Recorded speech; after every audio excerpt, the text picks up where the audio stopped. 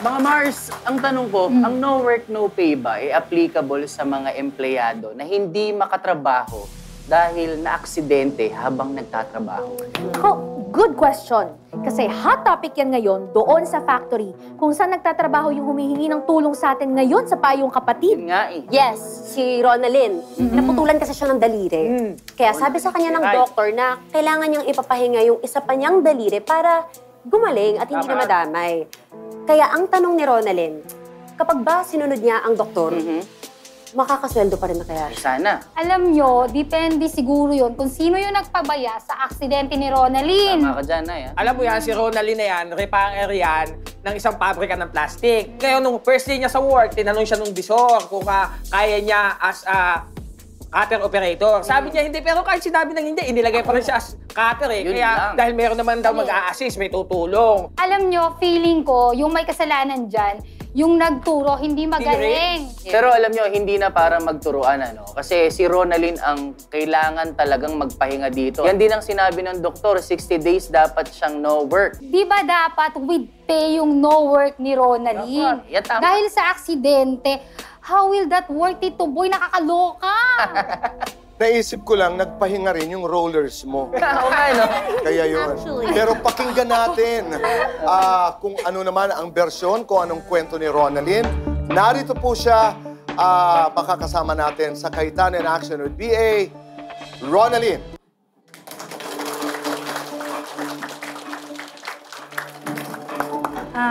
Hingi po ako ng advice sa inyo, Ate Pia, Kuya Alan. Na-aksidente po ako sa oras ng trabaho. Hingi ko po ng advice kung ano po yung dapat po na karapatan ko po, tsaka ano po dapat na gawin po ng company. Unang-una, kamusta ka? Hindi po ako nakakapagtrabaho po sa ngayon. So, pero gumagaling na yung sugat. Medyo isang buwan na po na hilom na po. Pero yung isa po namamaga pa po. Nagagalaw mo pa yung isa? Matigas po. Hindi ko pa po maigalaw. May therapy ka? Wala pa? Last na po yung therapy kong nakaraan po. Last na? Nakailang therapy ka? Bali, 5 po. Bukod po sa pinadala nila ako sa ospital, tapos yung mga treatment ko lang po, yun lang po yung binigay nilang Sino nagpadala sa'yo? Yung agency o yung kumpanya? Yung staff po ng company po. Ano ang sinabi or ginaranti or binigay na sa'yo? Kasi sabi ko po kung pwede ako mabayaran kahit kalahati man lang sa isang araw para may panggastos po ako. Tapos yung problema ko rin po ngayon, 3 buwan na po hindi nakakabayad ng upa namin. Kinausap na po ako ng may-ari ng bahay na hanggang katapusan na lang po kami ng September. Naiyak po ako lalo sa nangyari sa akin kasi hindi po ako maintindihan ng company ko po kasi kahit po agency ko, kinausap ko na rin po sila kung pwede nila ako mabigyan ng tulong about po doon. Wala po silang maibigay sa akin na tulong. Para lang maintindihan ng mga nanonood, di ba, na yung, kasi di ba marami talaga walang trabaho. So, kung anong ibigay sa kanila, sa kagustuhan nilang kumita ng konti at yung pangangailangan ng pamilya, umuo na lang, no? So, pagdating mo doon sa company... Nag-apply po ako sa agency as repacker lang po talaga yung pinirma kong kontrata. Pagdating ko po doon sa factory, nilagay po ako ng visor ko po dun sa cutting operator. Sabi ko po, wala po ako experience. Pero sabi naman daw po, may magtuturo naman. So, wala na po ako nagawa kasi ayun po. So, ang ginagawa dun sa cutting, nag-ooperate ka ng cutting machine? Apo. May nagturo ba sa'yo? Meron naman po. Pagpapaliwanag lang ha, kasi nga, may malaking diferensya kung meron neglect yung company. Parang tinuruan ka lang. So masasabi mong wala kang training doon sa kasi nagturo po na yun, meron din po kasi sariling trabaho, nag-ooperate din po. Kaya hindi po talaga nakakapag-focus sa pagturo sa akin. Siguro po yung unang days ko naman po, tinutukan naman po ako. Tapos nung pangalawa na po, kanya-kanya na po kami. May sinabi ba sa'yo dun sa, wag mong gagawin to, pag nangyari to, ganito, may mga ganun ba? Kasi hindi mo di ba sabi mo nga, naipit yung plastic. May napaliwanag sa'yo, pag naipit ang plastic, ganito gagawin, ganito wag gagawin. May ganon? Ano lang po yung tinuro sa akin yung paano po ano po yung mga pipindutin po. Tsaka po pagka naputol, dudugtungan lang po ng tape. Nung time po kasi sa ruler po kasi mismo naputol, Hindi ko po kasi alam about po doon. Kung anong gagawin pagka ganon. Sa pagkaalam mo lang kasi ilang araw ka lang naman doon, minsan lang magkakaksidente o medyo madalas magkakaksidente? Yan din ang tanong ko. Oo. Marami na po. Marami na. May, bago po ako na-aksidente, may nauna po sa akin. Kaya ako tinatanong sa iyo yun for 2 reasons. Iniisip nung iba, pagka nagkausap ka ng abogado, parati namin i-advise, sige, magdemanda ka. Hindi. As officers of the court, hustisya ang hinahabol. So, second reason bakit ko tinanong yon kasi meron po tayong tinatawag na mga iba't ibang klaseng danyos. At isa doon, Kuya Boy, yung pag gusto mong gawing example or ipakita. Kita mo to, malito at hindi natututo. Kaya kakasuhan ko to ng mas malaking danyos para ipakita sa kanila mali ginagawa nyo para hindi gayahin ng iba. That's why I was asking you. Kasi kung sobrang ganda ng record ng kumpanya at wala silang pabaya no, or ginawa na masasabi nating neglect o pabaya, no, hindi namin duty sabihin sa'yo, kasuhan yan. Di ba? Pero kung nangyayari sa marami and assuming totoo yung sinasabi mo at pabaya, etc., di ba? Hindi lang yung kaso mo ang obligasyon natin. Kung hindi obligasyon natin, di ba, na hindi na mangyari to sa iba. Yung importanteng tanong yata muna is, saan ka magsasampa ng kaso o saan ka makakakuha ng hustisya? No? Sa batas natin, meron yung employees compensation kasi meron tayong SSS. And then, yung SSS kasi, iba pa yung pag nasaktan ka in the course of work. Yung nangyari sa'yo, in the course of work, nasaktan ka. Merong claim dyan. Ang tanong is, dun ka ba pupunta or magsasampa ka ng kaso? No? Ang sabi ng Supreme Court, kailangan mong pumili kung alin dun sa dalawa ang paraan mo para makakuha ng hustisya. Magsampara ka ng kaso, hindi ka na magkiklaim sa employment compensation. Mag-claim ka doon, hindi ka nasasampa ng kaso. No? Pero ito kasing nangyari sa'yo na napakaklaro na may negligence, malakas ang laban mo dyan. No? Ang gusto ko naman ipaliwanag ngayon is ano ang mga benepisyo dun sa labor code natin, dun sa employment compensation. Kasi ito, simpleng paraan. Okay? Under nito, meron kang makukuhang benefits na loss of income mo.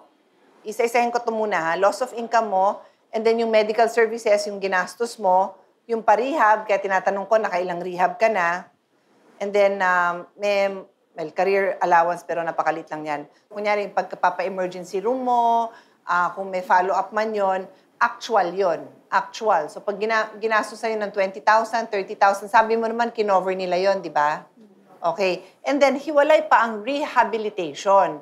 Kaya tinatanong ko nga, kung na-rehab naman siya. Kasi may limit ba ang rehab? Lawyers? Wala naman. So, hanggat kailangan ng rehab, dapat binabayaran din ng rehab. Oo. Baka po kasi hindi na rin po ako makabalik ng trabaho. Mahirapan na po ako mag-apply sa iba kasi po PWD na po ako. Pero wag mong isipin hindi ka makakatrabaho. Yes. Kasi ang bata mo pa. High school graduate lang po ako, wala po. Sa ngayon. Pero walang kinalaman yun doon sa... I mean, hindi ko sinasabing hindi mabigat yung nangyari sa'yo. Mabigat yan. But wag kang mawalan ng loob. Nung bata ka ba, ano bang pinangarap mo? Pangarap ko lang po dati na maging chef po, tagaluto. Chef, pwede ka magluto niyan. O sige na, papasok ka namin ng TESDA na makakapagtrabaho ka ng ano. O, okay ba sa'yo yon? Kasi po yung bata pa po ako, sabi ko po sa... Gusto ko po na makapagtapos po ako ng pag-aaral, pero wala po kaming pinansyal dahil yung mama ko po nagtatrabaho lang po kasambahay, tagaluto rin po. Kinailangan ko pong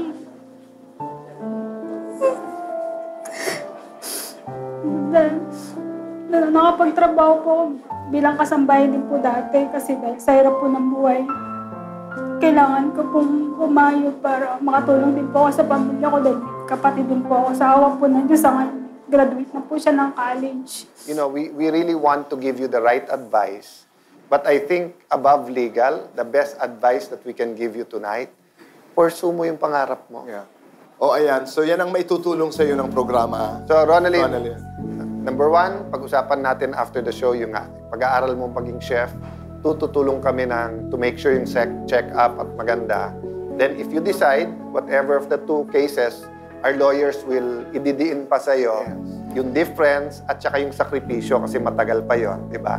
And then siguro ate, unahan na kita pero alam kong nasa isip mo na yung 3 buwan renta niya para at least hindi ka na nag-iisip nung titirahan mo in the meantime. Ronalyn, I want you to, gusto ko isipin mo yung nangyari sa'yo ay naging blessing. No. Pero hindi natin maipipilit yan dahil ngayon nandun ka sa kalagayan na parang ba't nangyari to, tapos hirap na hirap ka.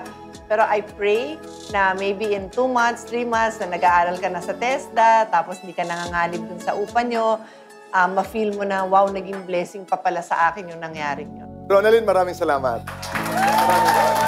Samantala, pasasalamatan nun natin ngayong gabi ang Godfather ika nga of Gratitude. Sa pagbabalik po ng...